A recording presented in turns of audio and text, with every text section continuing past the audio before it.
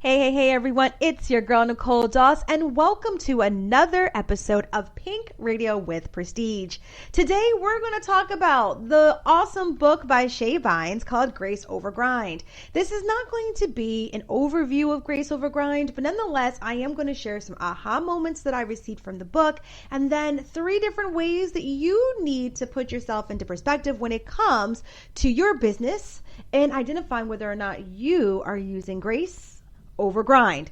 All right, so let's just jump right into it. So this book, once again, is written by Shay Bynes. We did this at the Prestige Society as our July book club. So every week, we did it differently in July than we did in June. June, we met every Thursday via Zoom. I encourage ladies to grab a glass of wine. Let's chat. It was really a place for us to kind of just have a space to just kind of debrief, if you will, and just kind of just not be girl bosses and just be girls and just have girl talk about girl boss stuff, right? Did that sound fun? I thought it was fun. But I did realize that once June was like going towards the end and we were going into July, I realized that the ladies had summertime fun on their brains and ladies wanted out. Why? Because we've been stuck in the house since March. So I understood that. So we did a little bit differently in July. We read the book and instead I did actually video overviews of each chapter. And you know what's so funny is that, I'm reading the book and because I am a learning professional, so I've spent my career in learning and development. One of the things I'm really focused on is, how do you take something that you learn and apply it to your life or your business so that you can see tangible results. So I'm a very much results oriented kind of gal. But the thing that was like hitting me every time I would hit a ha-ha moment in the book was like, boo, you read that 2 chapters ago and yet you did not apply it to your business. Wake up. It's time to do some application. So by the end of the chapters, the last chapter, I was just like, okay. I get it. Like, no, for real. I get it. So in me getting it, I want to share with you, 1, what was my aha moment? 2, what exactly did I get? 3, what did I do differently now that I supposedly quote unquote got it? And things that you should do as well when identifying whether or not if you're operating in grace opposed to operating in what we know culturally is as the grind. So my aha moment. So first of all, let's start with what the overall or overarching theme is of Grace Over Grind. So basically what Shay talks about is that, when we are entrepreneurs, we are introduced to a doctrine, a culture, a belief in what entrepreneurship looks like. And so normally that is something that kind of goes against the grain of what God has in store for us or has envisioned for us as creatures or children of Christ. And so what she shares is that it's in all of our verbiage. So we'll say grind, we'll say hustle, we'll say, work it, or we'll say, I say slay. And so all of those things, if we look at it from the very definition, have these like negative connotations that are not meant for a flourishing business. And so when we look at the word, especially grind, it's something to, let me get you the real definition of grind. I'm right here at the computer. So let's not even play any games because you know me. I love to start. Maybe you don't. If you haven't taken any of my classes, I always start with the definition. So with the word grind, it says to reduce to a small particle by crushing it, to rub or cause to rub together gratingly, or a crushing or grating sound or motion, hard, dull work. And so when we, and the example in the hard, dull work is relief from the daily grind.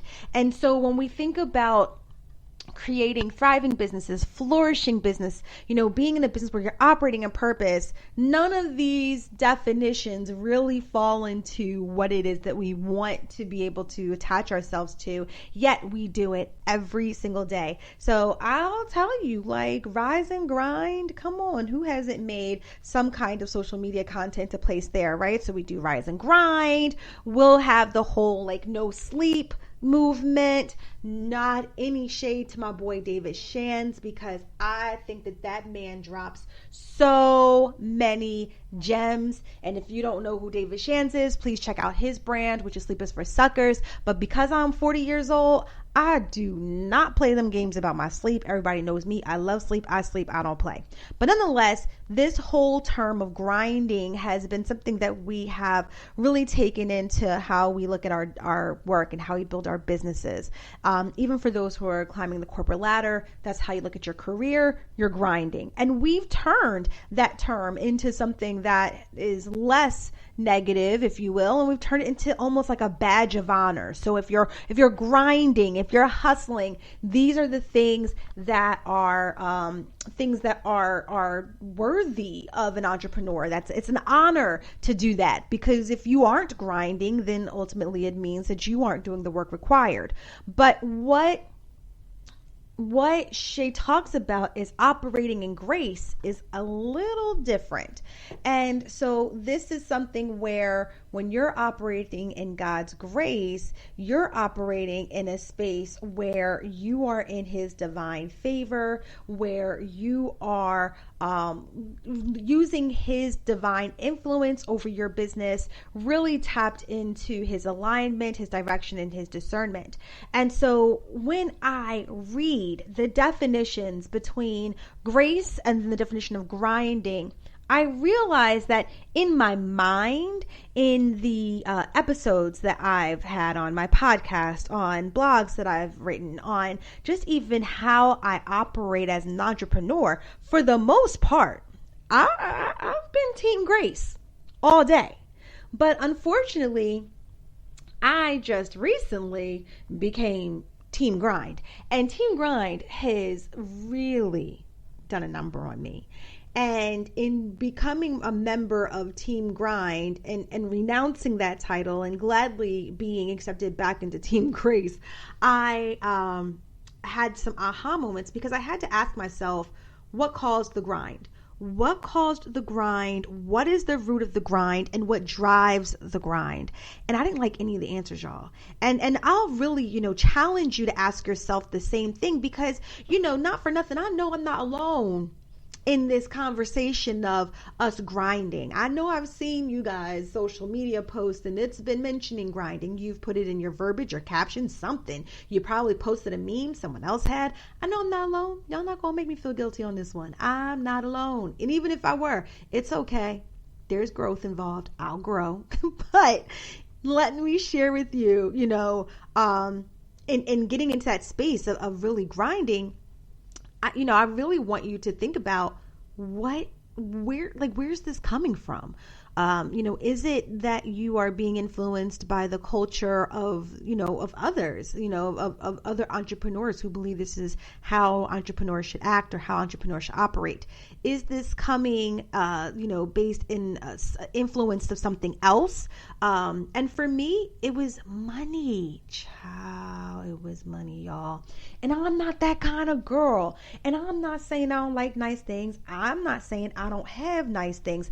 I'm not even saying that I don't make money. But what I do know is that I don't have a love for money. What I do know is that your money can be here one day and gone the next. What I do know is that I do not obsess over money, because I understand that my God's a jealous God and I am not going to worship any false idols. Those things are very important to me.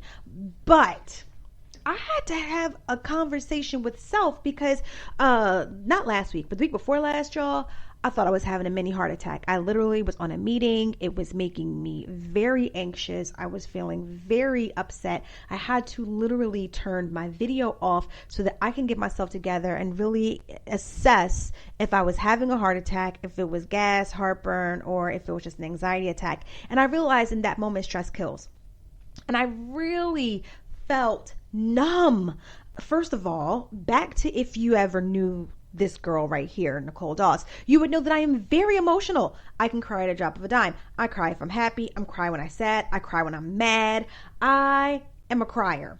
But when I am so angry and frustrated and stressed out to the point where on the inside, all I want to do is cry, but on the outside, I am completely numb, I knew at that moment something was not right with me, that something was off kilter and I needed it fixed. Because let's just be honest, a good cry is a great relief, okay? All that stress just comes right on out. So and it wasn't like I was doing other stuff. So like I wasn't exercising to get all that off. So if this stuff is all bottled up, no wonder why your girl feels like she's having a heart attack. We got to address this, right? So in that, I really was just like, oh, I need to understand what's going on. And so in that, I was wrapping up our book club for July, and I had to do a video going over some of the stuff. And a lot of it's repetitive, and a lot of it kind of like talks about the same things over and over again. But clearly I get why, because like I said, when I read it from the first chapter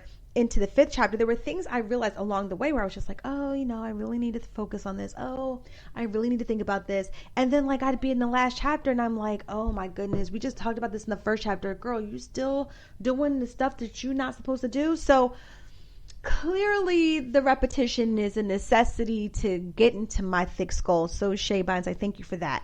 But what was interesting in that moment of assessing, something's not right with me and that I really need to look for an immediate change in how I'm operating, was that I found out that my grind was really rooted in things that were not in alignment with God's purpose for me. My grind was not focused on how many people I'm helping, how many people am I teaching, how many points am I sharing with people that will help move them forward, how many posts am I helping women understand how they can begin to close the earning gap between minority female founders versus non-minority female founders.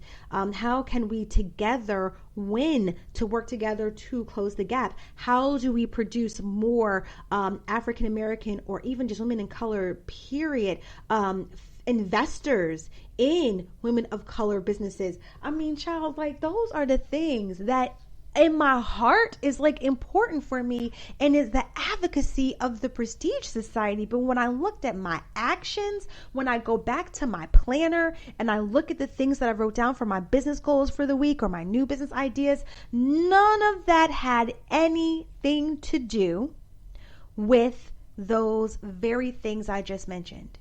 Instead, it would say sell X amount of planners, gain X amount of followers, sell X amount of dollars in merchandise. So what do you think would happen if by Wednesday I would look at those business goals for the week and I realized I wasn't really close to hitting it? I'll tell you, just in case you can't guess it, your girl would obsess over it. I would obsess over it in a way where then I was so focused on it. I so wanted this to be the thing that I then would just get really frustrated. I would become frustrated. I would become stressed out. I would try to think of like, what am I doing wrong? What are some things I need to do to change? And then I would begin to really go hard on some of the techniques that I know that'll work just to make sure that I meet these goals, because that's the thing that I put on the top of the page in my planner that I really want to make sure that I tackle. And then on top of it, I was like, and I need to grow. And I need to scale up, and I need to do this, and I need to do that. And I was grinding at the gears, okay? Grinding my gears to the point where I wasn't feeling fulfilled in my business. I mean, you can get a 9-to-5 if you want to talk about it. Your 9-to-5 is the place where you're just doing your job. You're making sure you're showing up to work. You're making sure you're giving your talents. But you may like it or you may not like what you're doing, but at the end of the day, you still show up 100% and you get a check at the end of the 2 weeks.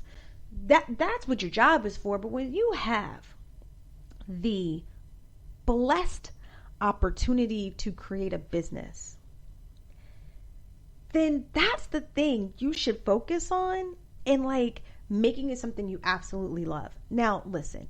There are different school of thoughts out there that will probably say, well, no, you should only focus on the money. But I will tell you, those who do that are miserable, let alone only a few really smart businessmen and women are still in business today that focus only on the money. And 9 times out of 10, it's because they have a team of people who are doing what they love. But if you're just a solopreneur and you're only focused on the money, you will not last. You will not last. Because guess what? Most solopreneurs don't make a whole heck a lot of money their first year, their second year, their third year in. So if it's not anchored to your purpose, your passion, and advocacy that you feel very strongly about, guess what happens? You're like, this is not worth my time because I was in it for the money and I don't see the money. But see, when you're in it for the reasons that you feel like God has actually placed this baby in your lap to take care of and to cultivate from idea into fruition, there's a different kind of care that you have for that brand as an entrepreneur. And that's really important for you to identify. So the fact that I, in that moment, could see that my grace was, or my focus was not one where I was focused on grace, but was one that was focused purely on the grind, was completely wrong. Now, one of the things that Shay touches on is that when you're focused on grind, you're focused on your self-reliance. You're focused on your self-strength and only your abilities. Where when you're focused on grace, there's more invitation that comes along with this to bring God into the conversation, spend some time with God, really understand what it is that you're supposed to be doing and how you're supposed to be operating, and then allowing the divine influence to happen. So listen, I don't know what you believe in. I know what I believe in. Yes, I'm a Christian. I believe in God. I do believe that there's divine influence because everybody knows that there's favor, right? There's favor all the time. But I also know that there's work that you have to do that's required. But in this, she talks about this thing called rhythm and rest. And I realized I was not doing this. And in this rhythm and rest, I mean, she explains it one way, but the way I took it for me is that rhythm and rest was for me to get into this rhythm to understand that I am here to serve a tribe of women who God has said, Nicole, you have the ability to teach, you have the ability to help people connect the dots, and you also have the ability to connect people. So you're going to take those awesome talents and you are going to help women who need these gifts, who need this information, who needs to have access to a sisterhood of women who are going through the very things that they're going through. And where it's drama free. Amen to a drama free, all female organization. Thank you. So with that, I had to always have this conversation, not with just myself at the beginning of the week, where every Sunday night I sit with my planner and say, okay, Nicole, so for this week coming up, what are you focusing on? It's not just me. There should be prayer involved. There should be meditation involved. And you know what? I used to do it, but you know what happens when everything goes fine and everything's going okay? You get comfortable. You get so comfortable that you forget the different things that you used to do to make sure that you were in tune with what God wants for your business. So I realized immediately that I had to change this focus of self.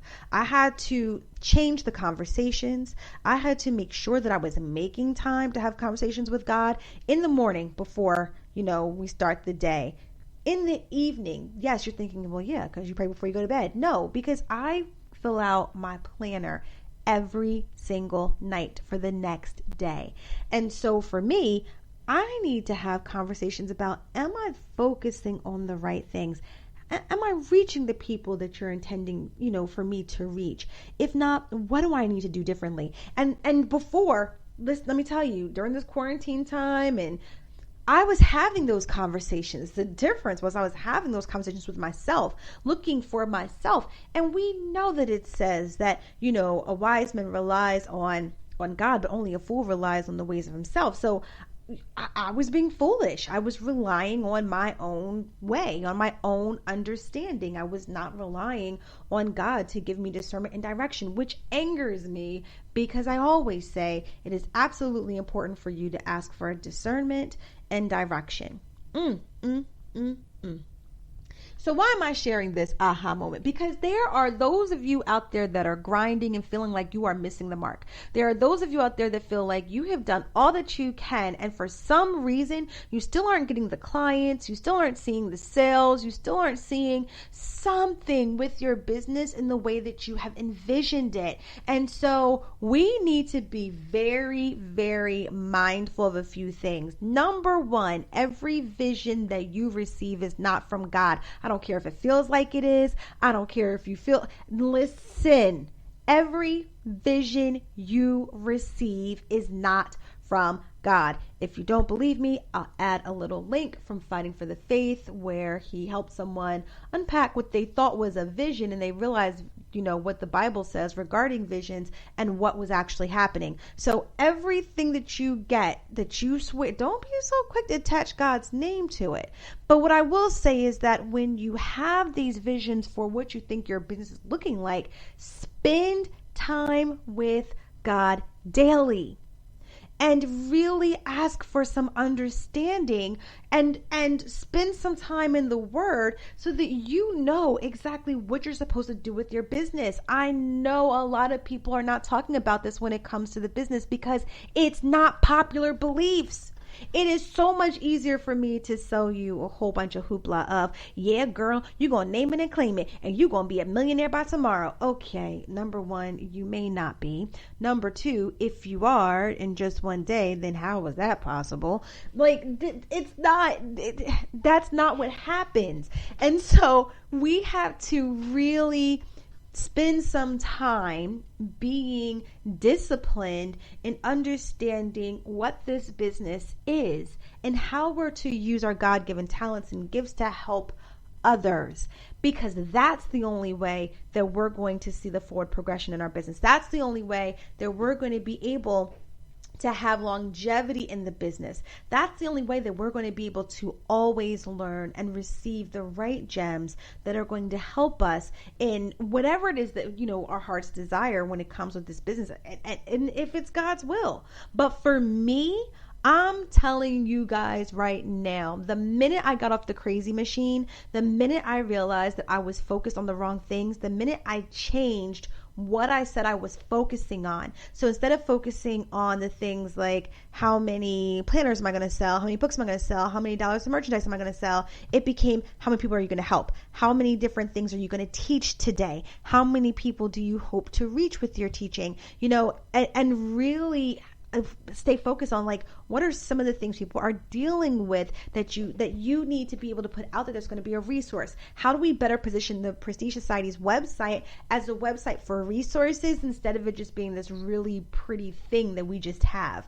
When I started to really think about that, I have to tell you, I felt a sense of calm and peace, and most of all, joy surrounding my business. And it's not easy. So much easier for me to tell you that if I give you these 3 steps, you're going to make 6 figures living your best life.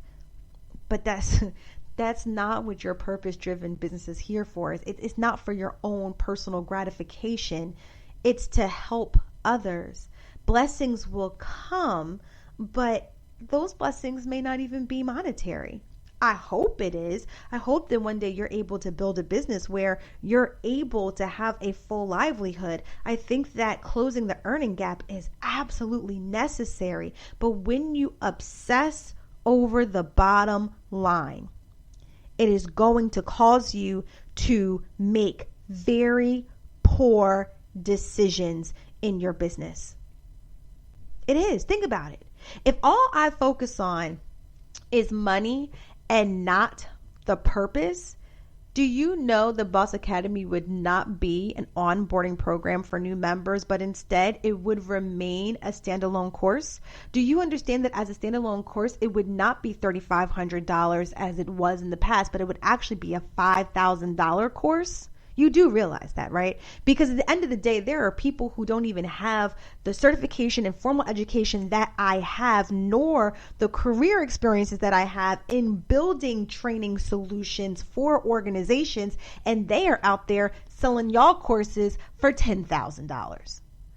So if I was all about the money, it would definitely be that. You also would know that if it was all about the money, I would offer memberships, but memberships would be $99 a month and $79, not $59 and $79. It would start off at $100 a month.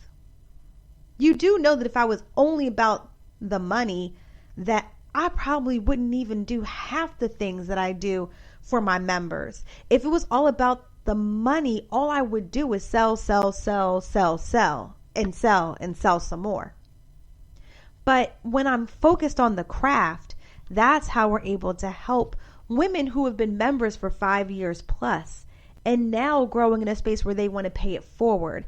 When I'm focused on my tribe, I'm always thinking about what are the issues that they're focused on or that they're dealing with that I can help them with. And how do we make sure that the woman who is struggling all by herself knows that we're here to help her? If I, because I focus on my tribe, I'm huge on people understanding or members understanding that it is a sisterhood and that we show that sisterhood from the top down. It is absolutely important for all of us entrepreneurs, female entrepreneurs, to understand that, yes, I want you to have a livelihood. I want you to be able to pay your bills and to be able to close the earning gap for, that exists among female founders of color. But most importantly, I want you to enjoy every minute of the day when you are working your business. I want you to so love the brand that you're creating that if you had to do it for free, you wouldn't even think twice, because of the fact that you so enjoy what you're doing. And it's just the fact that you're getting paid for it that makes it that much sweeter.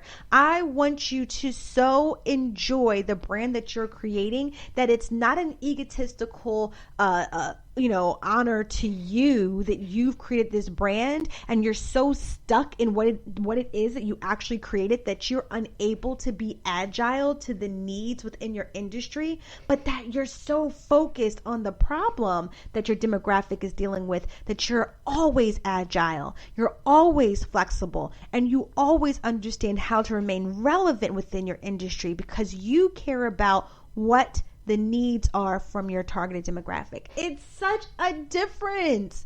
And that was my aha moment. That is the thing that I hope that you guys can take with you, because when it becomes about you and you only, it's not a good place for you to be. And first of all, you're not going to be happy at all. At all. I don't care how much money you bring home. You're not going to be happy. Number two, you're not going to want to do the business, and you're not going to give excellent consumer or customer or client experience because it'll never be enough money. I used to do websites, right? So I created an arm of the Prestige Society where we did websites, and one of my high website packages were probably like 10 of my memberships at the highest range. But I hated doing the websites, hated it. If I could tell you how much I hated it, I hate doing websites. And it makes me sad when people are like, oh, Nicole, can you please my website? And I'm like, all right. But when I tell you I hate doing websites, I hate doing websites. So when you hate doing something, no money is enough. There's no amount of money that anyone could give you that seems like enough, because you so hate doing it that you feel like it just is not enough money. Number two, I don't look forward to any conversations around a website because I didn't want to do it anyway. I don't even like doing the website. So now we constantly have to come back to this conversation about how we going to do your website. I mean, I hate it. So I had to not archive the page. I had deleted the page because I realized it was something that was not bringing me joy, and I was not bringing excellence in customer service in it. But yet, when it comes to coaching, when it comes to creating these strategy success sessions, when it comes to, teaching, these are the things I love to do. When it comes to speaking, when it comes to creating the planners and the books, my happy space. If I could do that all day, I would. I mean, I do, but if I could do it all day, all day, every day, I would, because those are the things that make my heart sing. And that's the thing that brings me so much joy. find that joy. Because what happens is that if it's not successful, I don't lead with, well, why is it not successful? Not worth my time. I'm going to go ahead and do something else. It's, why is it not successful? What do I need to do differently to help connect the dots? What do I need to do to tweak it so that it makes sense? What kind of narrative do I need to build around this thing? Because this is the thing that I feel like, however it needs to be a solution or can be a solution for those that I'm helping, I want to make sure they understand that it's here to help them. And if it's not, and I find it's not relevant, then I need to work on the thing that is. I mean, that is joy. If somebody tells me they don't like a website, I'm like, I could care less. Like, not interested. I feel the same way for graphic design. My mom asked me to create something for her sorority. And y'all, she hit me with one I don't like. I hit her with I quit. Had nothing to do with the fact that, like, I'm a sore person when someone says they don't like something I created. It's just that I realized as she was like talking crazy, like she forgot I was her daughter for a moment, I realized like I don't even like this. Like I'm not going to take all this back and forth with you, and I don't even like to do this job. And I was doing it for free because you my mama. Like, And I told her, I was like, okay, mommy, I quit. And she was like, you can't quit. You can't just give up. I'm like, no, you don't get it. I don't even like doing this kind of work. So I don't see any reward in me continuing on with this at all, because I don't like it. I don't get any pleasure from this at all. But if I had to teach a class and like volunteer my time to teach a class to a whole bunch of women entrepreneurs or something, there is such a rewarding experience in seeing the light bulb just turn on for the women that sit in my class. Like that for me is like, I love it. Love it, love it, love it. And I would do that for free and get so much out of that. I mean, thankfully, I don't have to do it for free, but I would. And I have done it for free and felt so good. There's people out there that know I will volunteer my time. So I gotta tell you, like, when you guys are focusing on this business and building your businesses, ask yourself, are you operating in grace or are you operating in grind? And if you are grinding your business, ask yourself, why are you grinding? What is it that you're working towards that is causing the grind? I promise you it won't be anything that has to do with what God wants for your life. I guarantee you, because if you're going to tell me you're grinding to be a millionaire, I'm going to tell you that that's going to be anchored in one of the 7 deadly sins, which is greed. If you're going to tell me that you're grinding so that you could be the next influential person out there, I'm going to tell you that's like vanity. Like, oh, because so you want fame and fortune. Think about what it is that you're trying to do. What are you anchoring your business in or anchoring your grind in? What is that driving force that is forcing you to grind? And the cool thing about the moment is not a judgy moment. Like, it's not a moment for you to be like, oh, I suck, I did this. Like, no, boo. It is for course correction. It is for you to say, well, maybe I should not be focused on these things. Father, forgive me. Let's talk. I need some direction. I mean, it's okay. Ask for forgiveness. Keep it moving. Let's go. Because the reality is that there's still more work for you to do. There's real work for you to do that's focused on things that are really meant for you to have your intention focused on. But you can't be all focused on the wrong things, because I'm telling you, when you work against what God has for you or work against what God wants for you, there is a physical, I feel like physical ailment that comes over your body. Like, you don't feel good. You got headaches. You're stressed out. You stress eat. I mean, there's a number of things that happens. And so I really think it's important for us to make sure that we are aligned. So you do this wonderful thing by making sure that you are in a space where you are having conversations with God, you are praying, you are including Him on the goals that you are selecting for that day, you are including Him in the prayers, asking for direction, asking for discernment, and realizing, or even asking Him, what's the purpose of this brand altogether? Is it really just for me and self-gratification for me, or is this to help others? And if the focus is to help others, help me be a better steward of this brand. All right, guys, listen, I don't know if this episode helped you or not, but if it did, I would love to see a shout out. You can catch me on Instagram at the Prestige Society HQ, and I would love to hear your aha moments as you have identified whether or not you are operating in grace or grind. If you want to read the book is Grace Over Grind, Shay Bynes. I will include the link in the description so that you can have access to it and read the book as well. All right, guys, have a wonderful, awesome, and most of all, blessed day. Bye.